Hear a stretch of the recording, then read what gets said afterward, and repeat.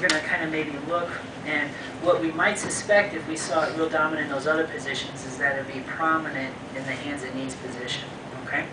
So when you come here, and unfortunately his isn't necessarily popping out, okay? But what you can see is maybe this movement into more abduction, okay? So if I was to measure him from here, okay? So again, he is sitting, you know, a good 5 inches away from his spine in terms of his shoulder blade, okay? So I should know already that it's probably being driven by here to here, okay?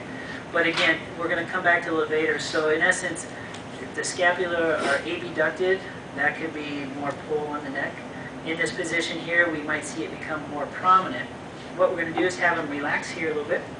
We're going to have him rock back to on the hands and knees here and see what he does in his neck, right? Good. And then back up. And so if the levator was really tight, think about what's going to happen to the scapula as he rocks back.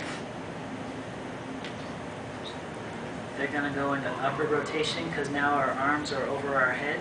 What might we see at his neck? How is it going to be pulled? Yeah, so as he rocks back, you could see him maybe go into some extension, okay? You would see that real prominence here, okay? So if we wanted to be specific in how we stretch, we're going to have him relax. We're going to have him rock back, maintaining his head position so he doesn't go into any extension. When he's all the way back, we could even, let's say, if it's his left levator we're more worried about, which direction should we turn his head? To the right. There you go. And then roll him into a little bit of flexion. Okay? So now we have an isolated stretch working on all those components of the levator rather than just tilting the head to the side. Okay? Come on back up. Does that make sense? All right. So that's going to be one way we could go about it. And again, that's going to be the prominence of the levator, but the hands and knees position is often great to kind of look at these factors. So you're seeing what effect weight through the arms has on the shoulder blade position.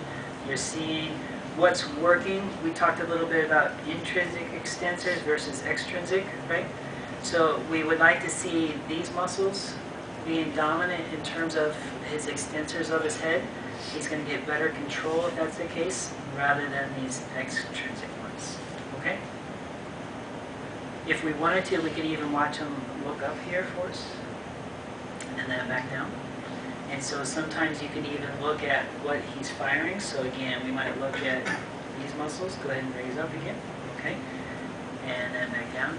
What you guys might be looking at is that rod through his ears we talked about, okay? And what we'd like to see first is more just this spin, okay? Come on back down. Versus, I'm going to have you put your whole one in, the translation, okay? And again, intrinsic muscles versus extrinsic. Maybe a good position to look at the levator. If you feel it's an issue, then you can come back and use it as a stretch, okay? This is hard to use it as a stretch though. What's the downfall of this? You can't get in this position throughout the day, right? So we don't want just one bout of stretching. We're going to think about maybe something he can integrate as part of his routine a little earlier. So we're going to have you come on up here.